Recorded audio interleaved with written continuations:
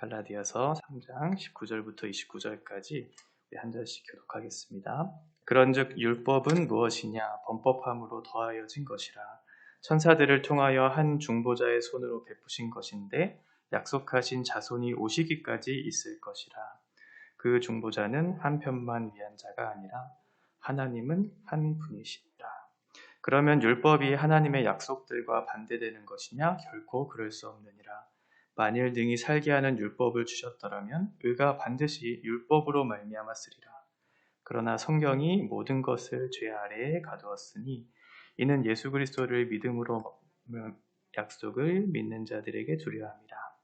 믿음이 오기 전에 우리는 율법 아래에 매임받고 계시될 믿음의 때까지 갇혔느니라. 이같이 율법이 우리를 그리스도께로 인도하는 초등교사가 되어 우리로 하여금 믿음으로 말미암아 의롭다함을 얻게 하려 함이라. 믿음이 온 후로는 우리가 초등교사 아래에 있지 아니하도다. 너희가 다 믿음으로 말미암아 그리스도 예수 안에서 하나님의 아들이 되었으니 누구든지 그리스도와 합하기 위하여 세례를 받은 자는 그리스도로 옷 입었느니라. 너희는 유대인이나 헬라인이나 종이나 자유인이나 남자나 여자나 다 그리스도 예수 안에서 하나이니라. 같이 읽겠습니다. 너희가 그리스도의 것이면 곧 아브라함의 자손이요 약속대로 유업을 얻을 자니라. 아멘. 우리가 어제 살펴봤던 것처럼 마지막 18절에 보면 유업을 율법이 아니라 하나님의 약속, 그 약속을 통해서 우리가 하나님의 자녀로 부르심을 받는다라는 사실을 살펴보았어요. 그러면서 율법과 복음, 율법과 믿음이라고 하는 관계가 어떠한 것인지 간단하게 살펴봤는데 오늘은 그 율법에 관련된 내용들 중에서 율법의 기능, 지난 시간에 제가 잠깐 언급했지만 오늘은 조금 더 구체적으로 율법의 기능이 무엇이고 또 율법이 갖고 있는 한계가 있어요. 그리고 율법의 한계뿐만 아니라 율법이 필요한 것도 있거든요. 그러니까 그런 내용들을 살피면서 율법과 약속의 관계 속에서 하나님이 왜 율법을 주셨는가, 그것이 왜 우리에게 필요한지를 좀 살펴보고자 합니다. 19절 보시면 그런즉 율법은 무엇이냐? 범법함으로 더하여진 것이라 라고 얘기하고 있죠. 그래서 첫 번째로 율법의 목적에 대해서 뭐라고 얘기하고 있냐면 그 죄를 죄로 여기게끔 하는 것이죠. 우리가 어제 말씀드렸던 것처럼 로마서 4장 15절에 보시면 율법이 없는 곳에는 범법이 없느니라라고 얘기하고 있거든요. 반대로 얘기하면 그러면 율법이 있는 곳에는 죄가 있다라는 사실이죠. 원래 죄가 있었는데 죄가 없어진 것이 아니라 율법이라고 하는 그것을 통해서 우리의 죄가 드러나는 것이죠.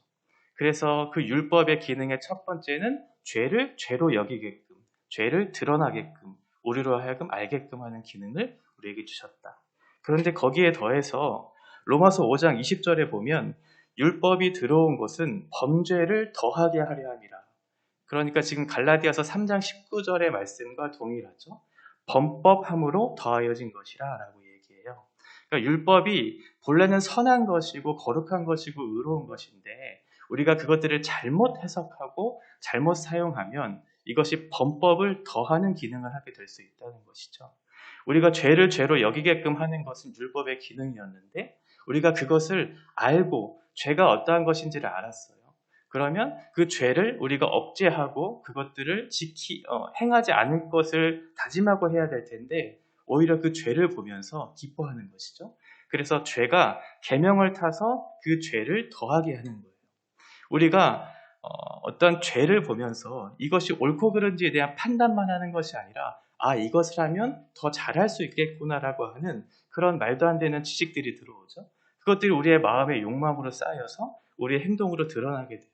그래서 죄가 계명을 쭉 타서 죄가 없었던 것에도 죄가 더하게 되고 계속해서 폭발적으로 죄가 드러나는 그런 일들이 계명 속에서 나타난다는 것이죠. 그러니까 약간은 부정적인 역할에서 율법이 사용되고 있다라고 하는 거예요. 뒤에 보시면 천사들을 통하여 한 중보자의 손으로 베푸신 것, 이것이 약속하신 자손이 오시기까지 있을 것이다 라고 얘기하죠. 천사들을 통해서 한 중보자의 손, 그러니까 천사들을 통해서 모세라고 하는 중재자에게 하나님의 율법의 말씀을 주셨어요. 그리고 그 중재자 모세라고 하는 사람이 백성들에게 하나님의 율법의 말씀을 전해주었죠. 그런데 그 율법이라고 하는 것이 한계가 있다는 것이죠. 약속하신 자손 예수 그리스도가 오시기까지는 그 율법이라고 하는 것이 어느 정도 효력을 발휘하게 할 텐데 예수 그리스도가 오신 이후에는 이 율법이라고 하는 것이 제한된 효력만 발휘할 것이다 라는 것을 얘기해요. 그러면서 20절에 보시면 그 중보자는 한 편만 위한 자가 아니라 하나님은 한 분이시라. 그러니까 모세의 언약, 율법, 그리고 지난 시간에 얘기 들었던 아브라함이 받았던 복, 약속이었죠. 그것과 지금 비교하고 있는 것이죠. 모세의 언약은 한 천사들을 통해서, 한 중재자를 통해서 백성들에게 주신 어떤 중재자의 역할을 통해서 주신 말씀이지만 아브라함이라고 하는 것은 직접 하나님과 교제하고 직접 하나님과 언약을 맺은 당사자로서 하나님께서 주셨다라고 하는 것이에요. 그래서 약속이 율법보다 시간상으로도 앞서 있지만 그 내용도 그 율법이라고 하는 것보다 더 우월하다라는 것을 다시 한번 논증하고 있는 것이죠. 그러면서 21절에 보시면 그러면 이 율법이라고 하는 것이 약속보다 덜 하는 것이고 하나님께서 주신 약속이라고 하는 것이 시간상으로 더 우월하다면 그러면 율법은 불필요한 것인가? 라고 하는 그런 내용을 21절에서 얘기하는 거예요. 그러면 율법이 하나님의 약속들과 반대되는 것이냐? 결코 그럴 수 없다. 이렇게 얘기하고 있죠. 율법이라고 하는 것에 대한 기능의 한계가 분명 존재하기는 하죠. 그런데 그 율법이 아무런 필요가 없는가? 그렇지는 않아요. 율법이라고 하는 것은 하나님의 뜻을 보여주죠. 하나님의 뜻이 무엇인지를 밝히 보여줘요. 그래서 우리가 율법을 통해서 어떻게 살아야 될지에 대한 분명한 기준들이 생기고 이것이 옳고 이것이 그른지에 대한 선악을 구별하게 되는 그런 기준이 돼요. 그런데 문제는 뭐냐면 율법 자체가 그 방식, 옳고 그름에 대한 것들을 판단했어요. 그러면 그것에 대해 올바로 살아야 될 텐데 율법 자체는 그것을 따라 행할 수 있는 능력을 주지는 못한다는 거죠. 그래서 율법의 명령, 그래서 뒤에 나오는 말씀처럼 만일 능히 살게 하는 율법을 주셨더라면 의가 반드시 율법으로 말미암았으리라 라고 얘기하는 거죠. 그러니까 만약 율법으로 말미암아 너희들이 의를 얻을 수 있는 방법이 되었다면 굳이 하나님께서 약속의 말씀, 믿음을 통해서 너희들의 구원을 이루지 않았어도 되지 않겠느냐라고 얘기하는 거예요. 율법 자체가 너희의 구원의 수단이 되었다면 하나님께서 아브라함과 맺었던 그 약속은 가짜가 되는 것이다 라고 그렇게 얘기하는 것이죠. 그런데 우리가 어제 말씀 봤던 것처럼 사람들끼리의 약속, 그것이 이제 유언이라고 하는 것이거든요. 그것조차도 법적인 효력이 있어서 바꿀 수 없는 것인데 하나님과 아브라함과 맺었던 언약은 그것보다 더하지 않겠느냐라고 하는 거예요. 하나님과 아브라함과 맺었던 그 언약, 쪼갠 고기 사이로 횃불이 지나가듯 만약 내가 그 언약을 지키지 않으면 내가 이와 같이 되겠다라고 하는 하나님의 어떤 일방적이고 주권적인 지금 계약을 주셨던 거잖아요. 그보다 더 확실한 방법은 없는 거죠. 목숨을 걸고 내가 이 언약을 지키겠다라고 하는, 그리고 그 언약을 지키겠다라고 하는 그 존재가 하나님이시라면 사람들 사이에 맺었던 유언의 법적인 효력보다 더 확실하지 않겠느냐라고 얘기해 주고 있는 것이죠. 그러면서 22절에 율법의 기능에 대해서 다시 한번 얘기해 주고 있어요. 그러나 성경이 모든 것을 죄 아래 가두었으니 이는 예수 그리스도를 믿음으로 말미암아 약속을 믿는 자들에게 주려 함이라. 그러니까 성경, 하나님의 뜻, 하나님을 상징하는 것이죠. 하나님의 뜻, 성경이 이 세상에 있는 모든 것을 죄 아래 가두었다라고 얘기해 주고 있어요. 이 세상에 있는 것, 그것은 우리 인간들, 나 자신도 포함될 것이고요. 이 세상에 있는 다른 모든 피조물들을 다 포함하는 개념일 거예요. 이것을 죄 아래 다 가두었다라고 하는 것은 인간이 다른 것을 의지하여서는 우리의 구원을 스스로 이룰 수 없다는 사실을 하나님께서 가르쳐 주시기 위함이에요. 인간이 얼마나 무능력하고 인간이 얼마나 전적으로 타락했는지 이 율법을 통해서 우리를 폭로하고 우리는 하나님 앞에 어찌할 수 없는 더럽고 무능력한 존재라는 사실을 밝혀주심으로 어떠한 것들을 의지해서 나의 구원을 이루어가는 자력구원이 아니라 어떠한 것들을 내가 통해서 나의 삶을 경영하고 내 삶을 유지시키는 그런 헛된 것들을 다 무너뜨리겠다는 거예요. 오직 율법을 통해서 오직 우리가 의지하고 믿어야 할 유일한 대상은 예수 그리스도 한 분이다라는 것들을 명확하게 하기 위해서 모든 것을 죄 아래 가두어 버리는 거죠. 우리가 의지할 것은 무엇인가? 이 세상에 있는 어떠한 것도 아니다. 너희가 너희의 전적이고 무능력한 너희의 존재를 보면서 너희가 그토록 의지하고 소망했던 것, 그것이 다 죄 아래 가두어진 허무하고 일시적인 것이라는 사실을 밝혀줌으로써 영원하시고 우리에게 생명을 주실 수 있는 예수 그리스도 그분께로만 이렇게 모는 거예요. 그것이 율법이 우리를 통해 주시는 은혜의 수단인 것이죠.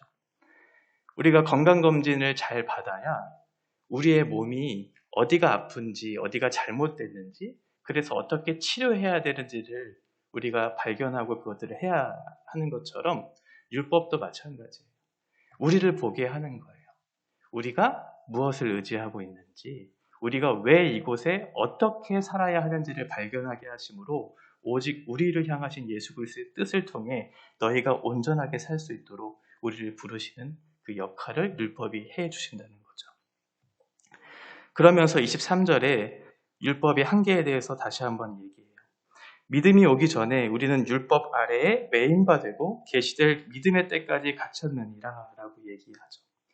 율법은 죄의 문제에 대한 답이 될 수 없다는 거예요. 그것을 밝힐 수는 있지만 그리스도께서 오시기 전까지 임시적으로 우리에게 주시는 하나의 제도에 불과한 것이지 율법의 행위를 통해서 너희가 구원을 이룰 수 없다는 사실을 얘기해 주고 있어요.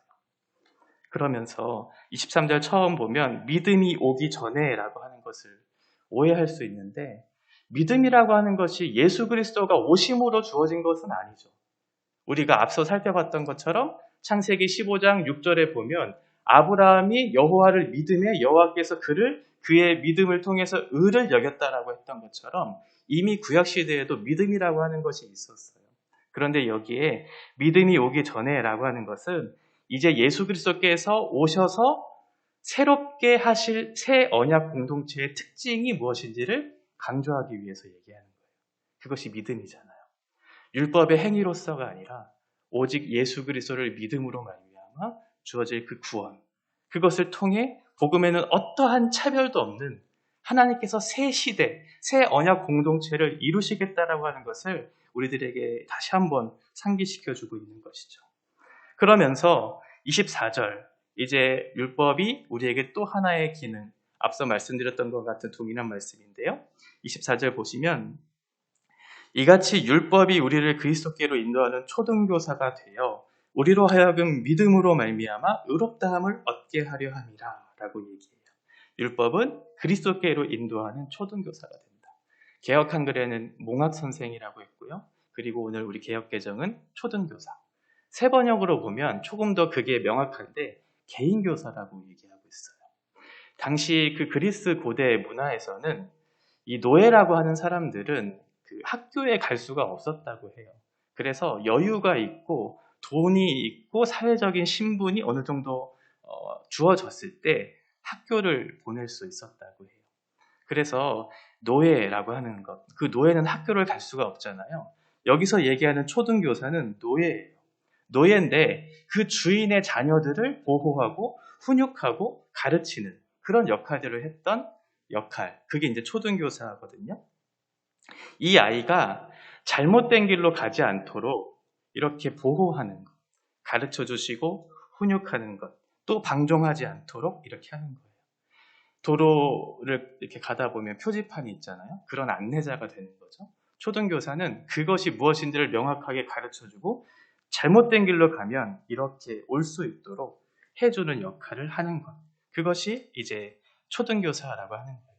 율법이 마치 이런 초등교사처럼 그런 역할을 한다는 것이죠. 죄를 억제하는, 그래서 바른 것을 가르쳐주고 이것이 옳지 않은 것임을 밝힘으로써 올바른 길을 걸어갈 수 있도록 가르쳐준다라고 하는 거예요.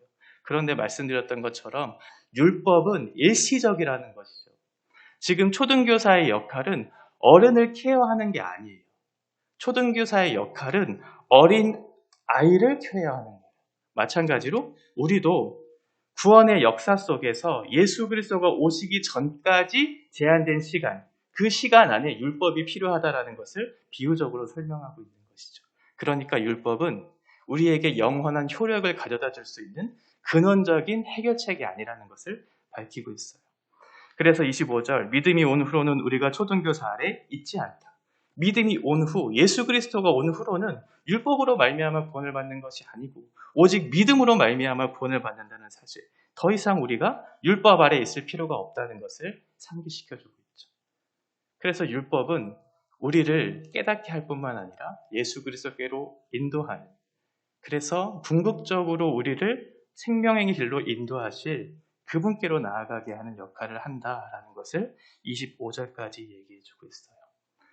그러면서 26절과 29절까지는 너희들이 받았던 그 복음, 율법의 행위가 아니라 믿음으로 받은 그 복음에는 어떠한 차별도 없다라는 것을 얘기해주고 있죠. 그래서 26절에 보시면 너희가 다 믿음으로 말미암아 그리스도 예수 안에서 하나님의 아들이 되었다. 26절 앞에는 접속사 왜냐하면이라고 하는 말이 있어요. 그러니까 25절까지의 내용을 근거로 해서 26절을 얘기하는 거예요. 너희가 믿음으로 말미암아 하나님의 아들이 되지 않았느냐라고 그렇게 얘기하는 거죠.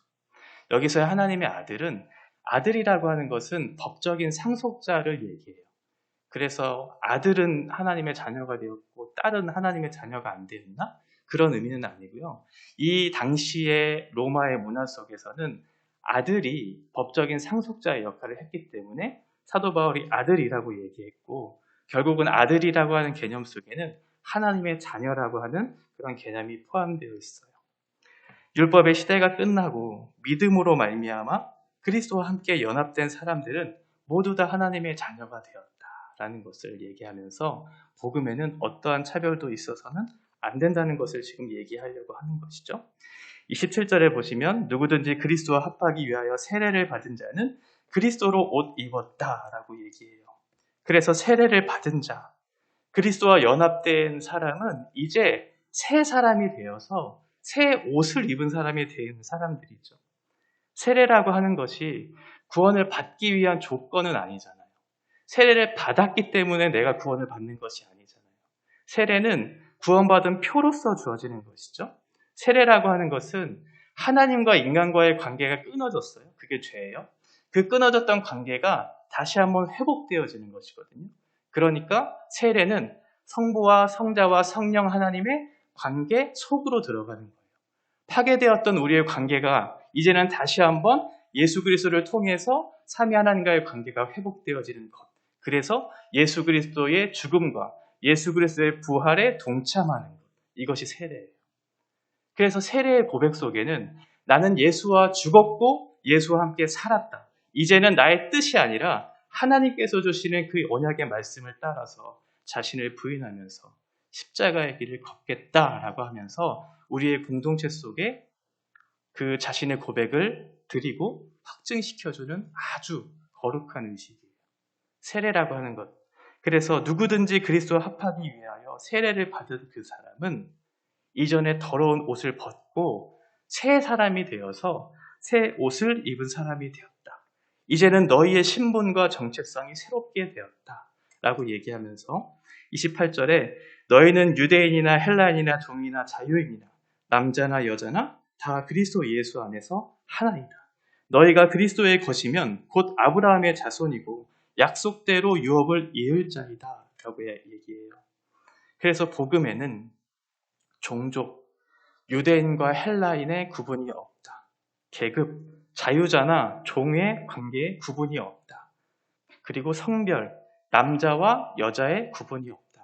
복음 안에는 하나인데 예수 그리스도 안에 어떠한 사람의 높고 낮음이 아니라 평등한 위치에서 우리는 믿음으로 말미암아 구원을 받은 사람이니 믿음 외에 할례나 선민의식이나 절기나 자신의 지위나 재력을 가지고 내가 어떠한 위치에 있고 나는 어떠한 사람이다라는 것들을 더 이상 자랑하지 말라고 얘기해주고 있어요. 왜냐하면 우리가 믿음을 갖기 전이나 믿음을 가진 후나 우리는 어떠한 것으로 우리 스스로 우리의 삶을 일으키거나 유지하거나 그렇게 살아갈 수 없는 연약한 존재이기 때문에 오직 믿음으로 말미암아 우리가 사는 사람들이기 때문에 다른 것들을 자랑하지 말라고 얘기해주고 있어요. 복음에는 어떠한 차별이 없기 때문에 그렇죠. 그래서 갈라디아서에서는 이제 그리스도가 오신 것에 대한 메시지를 계속해서 상기시켜 주시면서 다시 율법 아래로 들어가지 말라고. 율법 아래로 들어가는 것은 너희들이 다른 복음을 쫓고 있는 것이라고 얘기해줘요. 복음을 믿으면 됐지. 복음도 믿고 거기에 대해서 할례도 행하고 절기를 잘 지켜야지만 너희의 구원을 이룬다라고 하는 거짓 구원, 거짓 복음을 외치고 있는 거짓 선지자들, 그들을 경계하면서 우리가 오직 따라야 할 것은 믿음으로 말미암아 주어지는 구원이지 율법을 더함으로, 율법을 행함으로 우리가 구원을 받는 것이 아니다. 이전에 너희들이 흙탕물에서 건져내어서 깨끗하게 옷을 입고 새 옷을 입은 사람이 되었는데 왜 다시 율법 아래로 들어가서 그 흙탕물에 너희들이 들어가려고 하느냐. 그러지 말고 너희는 율법 아래에 있는 사람이 아니라 은혜 아래에 있다는 사실을 기억하면서 그리스도와 함께 이 길들을 걸어가라고 얘기해주고 있어요. 너희는 다 누구든지 하나님의 자녀가 될 수 있고 되었다라는 것을 얘기해주고 있죠. 그래서 로마서에서 말씀하고 있는 것처럼 그리스도 예수 안에 있는 생명의 성령의 법이 죄와 사망의 법에서 너를 해방하였다라고 얘기해주고 있어요. 더 이상 율법 아래 매여 있지 않아도 된다. 복음이 주는 자유, 수고하고 무거운 짐진 자들아 다 내게로 오라. 내가 너를 쉬게 하리라 라고 하는 예수 그리스도께서 선포하신 그 복음이 주는 자유, 그것을 누리라고 얘기해주고 있고 그 복음 안에는 어떠한 차별도 없다고 성경은 얘기해주고 있는 것이죠. 우리가 신앙생활할 때 한 가지만 기억하시면 돼요. 율법적인 신앙생활을 하지 않으셔야 된다는 거죠. 우리가 율법에 매여서 율법이 얘기하고 있는 것이기 때문에 이것들을 해야 하니까 하고 하지 않아도 되니까 하지 않는 눈치껏 이것을 해도 되고 저것을 하지 않으면 안 되는 그런 식의 율법적인 신앙생활을 하면 우리 안에는 참된 자유가 없어요. 우리가 신앙생활할 때 기억해야 할 것은 그리스도 예수 때문에 그 은혜 때문에 내가 자발적으로 기꺼이 즐거이 기쁨과 감사로 나아가는 것이지 불안에 떨면서 두려워하면서 내가 형벌을 받을까 봐 내가 이것을 좀 못하면 나를 혼내실까 봐 불안에 떨면서 율법에 매어서 그렇게 신앙생활하는 것이 아니다라는 것이죠. 복음 안에 있는 자유가 무엇인지를 아는 사람이라면 그 안에서 참된 자유, 복음이 주는 영광, 그것이 무엇인지를 깨달을 수 있을 거예요. 그러면서 서로에게 책임을 지면서 그렇게 살아갈 수 있겠죠. 율법적으로 서로를 판단하고 서로를 정죄하는 것이 아니라 그리스도 안에서 자유함을 얻은 나는 너희도 그리스도 안에 있는 자유함을 얻은 자로서 내가 동등한 위치에서 서로 지체됨을 누리면서 그렇게 서로를 대할 수 있겠죠. 그것이 복음이 주는 참된 영광이고 자유예요. 이것이 우리 교회 안에 있기를 바랍니다.